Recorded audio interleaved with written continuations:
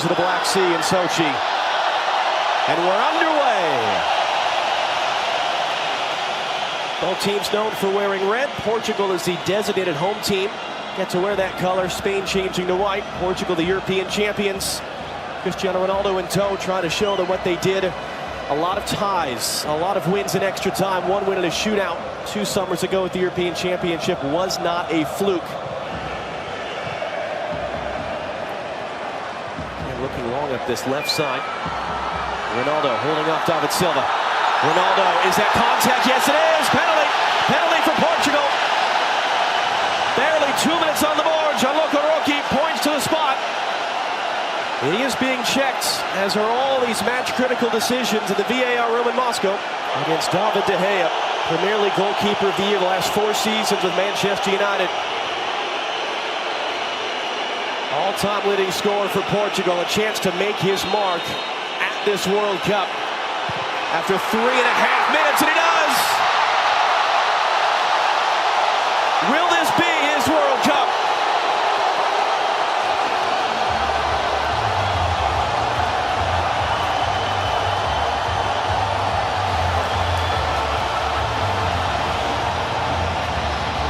Well, he's a man that's no stranger to pressure. Cold-blooded, steps up, De Gea goes the other way, and he just passes it into the corner. And what a start for Portugal. They've been on the front foot from the first minute in this game. Jordi Alba couldn't find the connection with Isco, who was making... Couldn't hit the target, though. Yeah, much better build-up there from Spain, and it was Sergio Ramos who drove into midfield.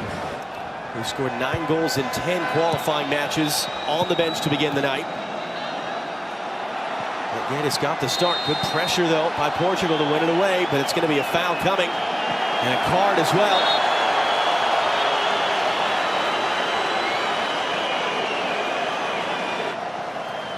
He's back into the middle, though, and a late charging tackle to break it up. That was a long run back for Jordi Alba. Guerrero. Low and hard in the corner. And you see right there, there is a check from the referee and from video assistant. Pepe is still down. This is what they're looking at. Check over, they say. Spain has been denied a go-ahead goal by a matter of inches. Well, and Jordi Alba in the follow-up here, he stops and he's looking at the assistant referee for a decision. See him pointing to his watch. That's where he gets the goal line technology decision. He's offside, so he would have been offside either way, but that is close. A thunderbolt there from Isco. David Silva.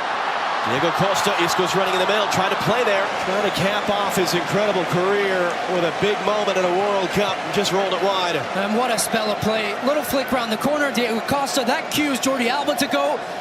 He's all the way to the end line, and he decides to cut it back. And Iniesta just catches across this one. I think it just took the slightest of touches there. Jose Fonte got a shot away. Comfortable stuff for Rui Patricio to make his first save of the night. Well, great little pass here from David Silva. The weight on the... Isco has a little look over his shoulder to see where Fonte is. Cuts back on the left foot.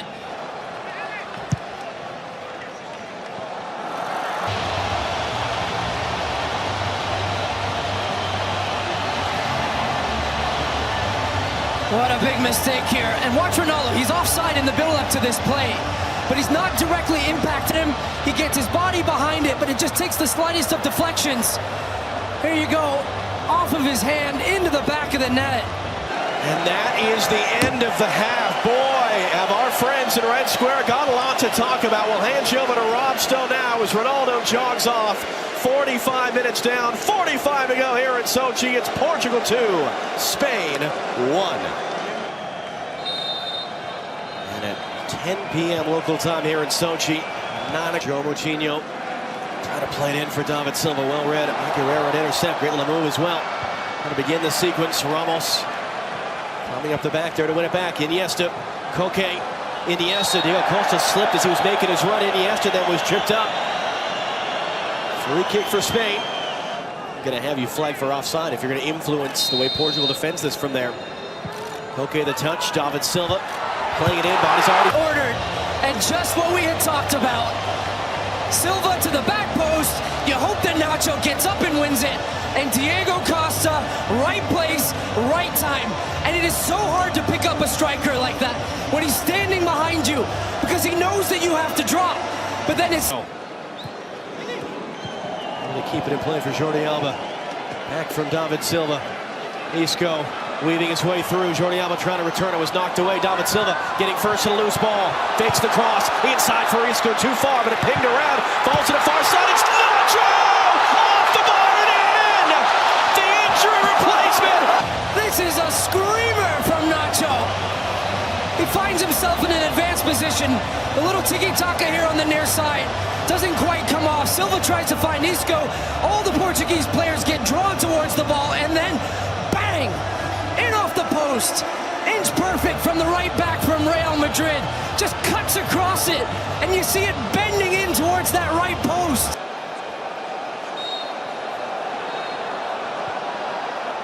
The bar has been set for goal of the tournament on day 2. And game of the tournament. Now here comes Ronaldo, weaving past one, tripped up by the second, free kick for Portugal. His cross into the middle, it was missed, hit wide. Diego Costa looking for his hat trick, couldn't hit the target. 2 a.m. Pacific should be perfect for a few people, just getting in from the bar. For Quaresma outside of the foot. Sounds like you're directing that comment at specific people, but... Let's see if Portugal now, John, with 12 minutes to go, can they dig a little bit deeper?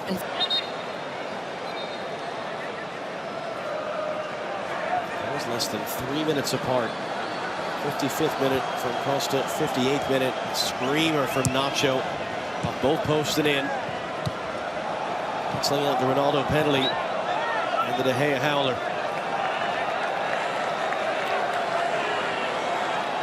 We barely said Ronaldo's name in the second half. Right in Cristiano Ronaldo range. So we'll dip inside the last 4 minutes of normal time. And the opening night for them at the World Cup as European champions.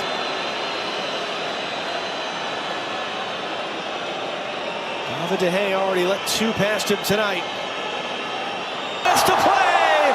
It's 3-all!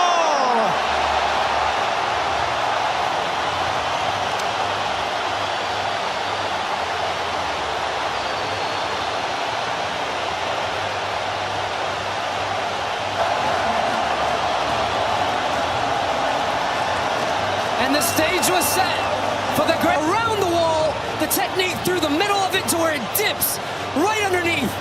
Nothing David De Gea can do. He knows it. They came to see Ronaldo, and he delivered.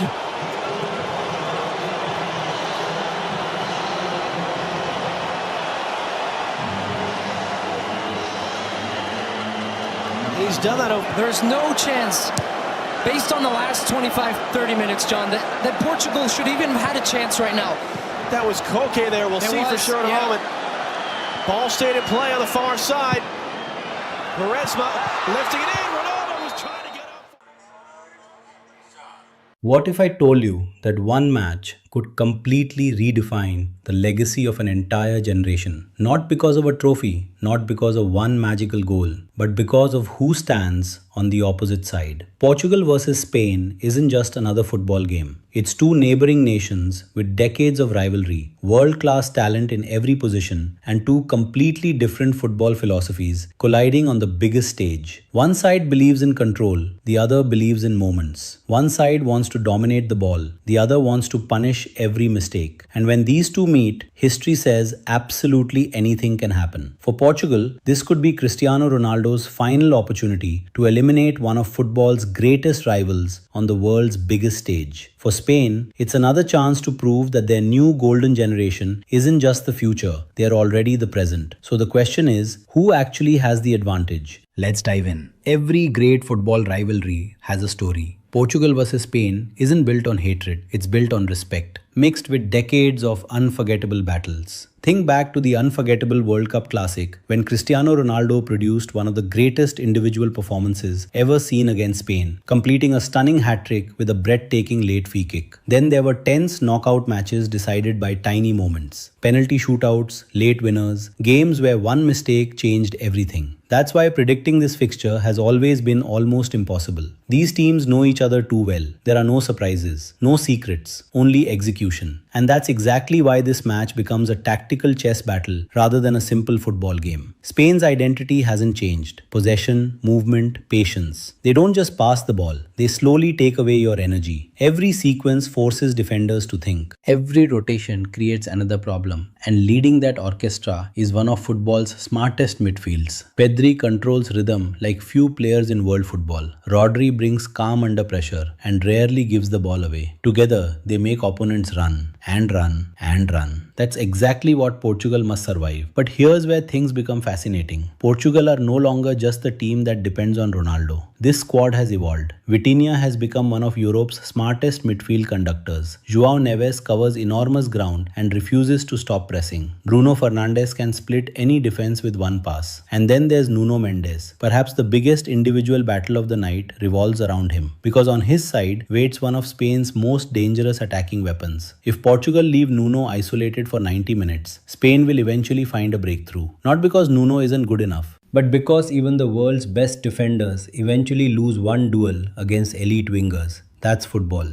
Which raises the biggest tactical question. Should Portugal attack with full freedom or sacrifice attacking flair to protect their defensive shape? Many fans naturally want their most creative lineup. But knockout football rarely rewards the most exciting team. It rewards the most balanced one. That's why defensive discipline could become Portugal's greatest weapon. Imagine quick recoveries, fast counterattacks, explosive transitions. Instead of fighting Spain on their terms, Portugal could force Spain into uncomfortable situations. Every turnover suddenly becomes dangerous. Every misplaced pass becomes a sprint toward goal. That's exactly how underdogs become champions. And speaking of Ronaldo, no matter what critics say, his influence stretches far beyond goals. His movement still attracts defenders. His presence changes defensive positioning. Young teammates gain confidence simply because he's standing beside them. Even if he doesn't score, he changes matches. But here's the uncomfortable reality. Can he still play an entire match at maximum intensity? Modern football demands constant pressing, relentless running, high-speed transitions. Managing Ronaldo's minutes could become one of the biggest decisions of the night. Substitute him too early, fans criticize. Leave him on too long, the team could suffer physically. That's pressure few managers would envy. And while everyone focuses on Ronaldo, another battle could quietly decide everything: the midfield. Because whoever controls that area usually controls the match. Can Portugal disrupt Spain's passing rhythm? Can João Neves match Rodri's intelligence? Can Vitinha dictate tempo against Pedri? These aren't just individual duels. They are battles that determine who spends more time attacking and who spends the night chasing shadows. But football never follows the script.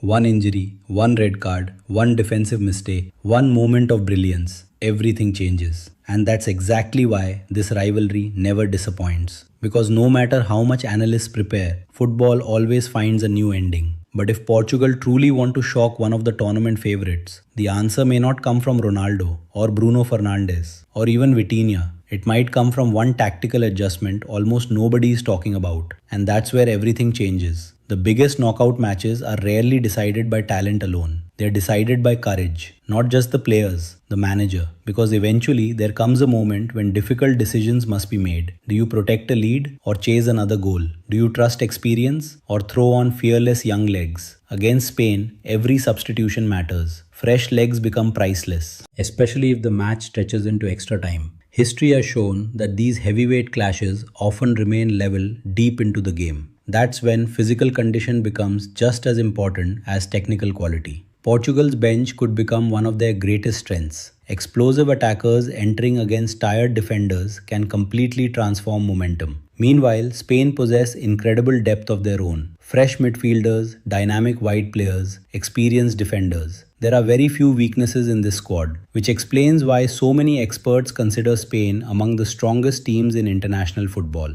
But tournaments aren't won on paper. Every World Cup reminds us of that. Favorites fall, underdogs rise, legends are created overnight. That's why belief matters. Portugal don't need to dominate possession. They don't need twice as many passes. They simply need to win the moments that matter. One interception, one counter-attack, one perfect finish. Championship football often comes down to inches, and perhaps that's why this matchup feels so special. It's not just stars against stars, it's philosophy against philosophy. Patience versus intensity. Control versus transition. Experience versus youthful confidence. Every duel carries meaning. Every tackle sends a message. Every save changes emotions inside the stadium. Then comes the psychological battle. Imagine the pressure. Spain know they're expected to win. Portugal know they're capable of upsetting them. Sometimes expectations become a heavier burden than pressure itself. If Portugal score first, everything changes. Spain suddenly become impatient. The crowd grows nervous. Passing becomes rushed. Open spaces appear. But if Spain strike early, Portugal must avoid panic, because chasing the game against one of the world's best possession teams can become exhausting. That's why the opening 20 minutes may be more important than the final 20. Stay organized, avoid mistakes, remain patient, build confidence, then wait for the right opportunity, and never underestimate momentum. Football has an incredible way of rewarding belief. One spectacular save can energize an entire team. One sliding tackle can lift thousands of supporters. One incredible goal can become part of football history forever. Regardless of the final score, matches like Portugal versus Spain remind us why we love this sport. Not because outcomes are predictable, because they are not. Because 90 minutes can create memories that last generations. Heroes emerge, dreams collapse, legacies grow. And somewhere between the pressure, the tactics and the emotion, football produces magic once again. When the final whistle blows, only one nation will continue its journey. But both teams will have added another unforgettable chapter to one of international football's greatest rivalries. And years from now, fans won't simply remember who won. They'll remember how it felt to witness two football giants leave absolutely everything on the pitch.